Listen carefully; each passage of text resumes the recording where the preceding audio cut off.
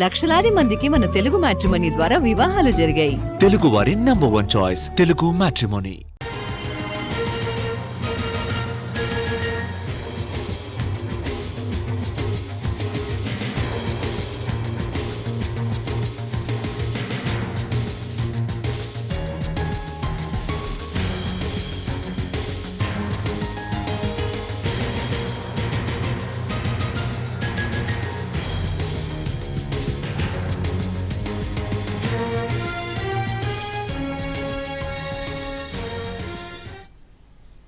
ఎప్పుడెప్పుడా అని ఎదురు చూసిన కేబినెట్ విస్తరణ జరిగింది. 6గురిలో 3 పదవులను భర్తీ చేసింది కాంగ్రెస్ అధిష్టానం. మిగిలిన 3కు ముహూర్తం ఎప్పుడనేది తెలంగాణ కాంగ్రెస్లో ఇప్పుడు కొత్త చర్చ నడుస్తోంది. పదవులు దక్కని నేతలను కాంగ్రెస్ హైకమాండ్ బుజ్జగిస్తోంది. తెలంగాణ కేబినెట్ విస్తరణలో 3 మంత్రి పదవుల్ని భర్తీ చేసింది అధిష్టానం. తెలంగాణ కేబినెట్లో మొత్తం 18 మంది ఉండొచ్చు. ఇప్పటికే 15 మంది కేబినెట్లో ఉన్నారు. మరో 3 బెర్తులు ఖాళీగా ఉన్నాయి. స్థానిక సంస్థల ఎన్నికల తర్వాత తిరిగి కేబినెట్ విస్తరణ జరిగే అవకాశం ఉంది. దాంట్లో పూర్తి స్థాయిలో విస్తరణ జరుగుతుంది. మంత్రుల శాఖల మార్పులు చేర్పులు కూడా అప్పుడే జరిగే అవకాశం ఉంది. కేబినెట్లో బెర్త్ ఖాయం అనుకున్న సుదర్శన్ రెడ్డి, రాజగోపాల్ రెడ్డికి వచ్చే విస్తరణలో అవకాశం ఉంటుంది అనే సంకేతాలు పంపుతోంది పార్టీ. కేబినెట్లో డ్రాప్అవుట్స్ కూడా ఉండే అవకాశం లేకపోలేదు. వచ్చే విస్తరణలోనే మైనార్టీ నుంచి కూడా ఒకరిని కేబినెట్లోకి తీసుకునే అవకాశం ఉంది. గిరిజనులకు కేబినెట్లో చోటు కల్పించే అవకాశాలపై కూడా అధిష్టానం పరిశీలిస్తోంది. సామాజిక వర్గాల కూర్పుతో తెలంగాణ మంత్రివర్గం రూపుదిద్దుకుంది. రెడ్డి 4, ఎస్సీ 4, బీసీ 3, వెలమ 1, బ్రాహ్మణ 1, కమ్మ 1, ఎస్టీల నుంచి ఒకరు మంత్రులుగా ఉన్నారు. అయితే కేబినెట్లో ఉమ్మడి హైదరాబాద్, రంగారెడ్డి, నిజామాబాద్ జిల్లాలకు ప్రాతినిధ్యం దక్కలేదు. మైనార్టీలకు మంత్రివర్గంలో అవకాశం లేదు. కేబినెట్లో 3 ఖాళీల కోసం 10 మందికి పైగా ఆశావహులు ఉన్నారు.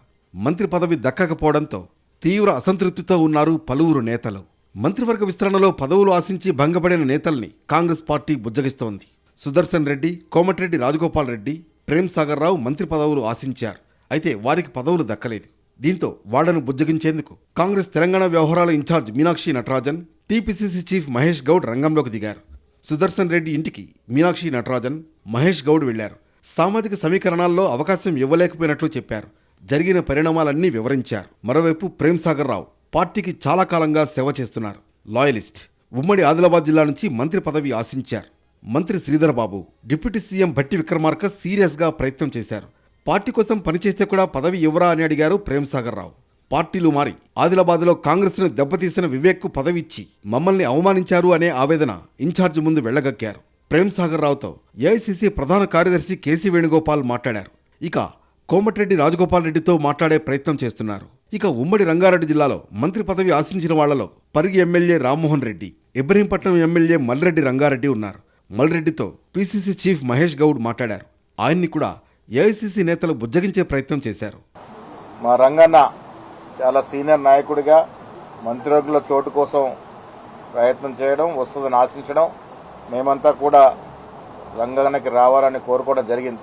సమీకరణలు దృష్ట్యా వీళ్ళ ఈ రాష్ట్రంలో కుల సర్వే చేసిన దృష్ట్యా చాలా కోణాల నుంచి ఏఐసీసీ పెద్దలు ఆలోచించి 3 మాత్రమే కేబినెట్ మంత్రులు ఇవాళ తీసుకోవడం జరిగింది. ఇంకా 3 కేబినెట్ బర్తులు ఖాళీగా ఉన్నాయి. ఇక్కడ జరిగినటువంటి విషయాల్ని, వాస్తవాల్ని చెప్పి వచ్చే రోజుల్లో ఈ ప్రాంతానికి తగు న్యాయం చేసే విధంగా ప్రయత్నం చేస్తాం. రంగారెడ్డి జిల్లాకు ఒక్క మంత్రి పదవి కూడా ఇవ్వకపోవడంతో బాధ కలిగిందన్నారు ఎమ్మెల్యే మల్రెడ్డి రంగారెడ్డి. కొత్తగా పార్టీలోకి వచ్చిన వారు పెత్తనం చేస్తుంటే కార్యకర్తలు బాధపడుతున్నారన్నారు. ఆవేదన ఉన్నా పార్టీ లైన్లో ఉంటామని చెప్పారు మల్రెడ్డి. 10 జిల్లాల తెలంగాణలో 10 మంది మంత్రులను ఇచ్చి మిగతా 8 మందిని కూడా అందులో క్యాస్ట్ ఈక్వేషన్ చూడండి, ఇందులో క్యాస్ట్ ఈక్వేషన్ చూడండి, కానీ ఇచ్చిన దగ్గరే ఇచ్చుకుంటూ పోతే మిగతా జిల్లాలు ఏమి కావాలనేటువంటి ఆవేదన తప్ప ఇంకొకటి కాదు అనేటువంటి మాట కూడా మీకు మనవి చేస్తున్నాం. ఈ హెడ్ క్వార్టర్లోనే గతంలో 6 మంది మంత్రులు ఉన్నారు. ఒక్కరు కూడా లేకపోతే ప్రజలకు ఏం జవాబు చెప్తామనేటువంటి, పార్టీని ఎట్లా రక్షించుకుంటామనేటువంటి బాధ తప్ప పార్టీ పక్షాననే ఉంటాం. మొత్తానికి కాంగ్రెస్లో పదవులపై ఆశలు పెట్టుకున్న వాళ్లు కొంత అసంతృప్తి వ్యక్తం చేస్తున్నారు. వీరికి నచ్చజెప్పేందుకు కాంగ్రెస్ అధిష్టానం ప్రయత్నిస్తోంది.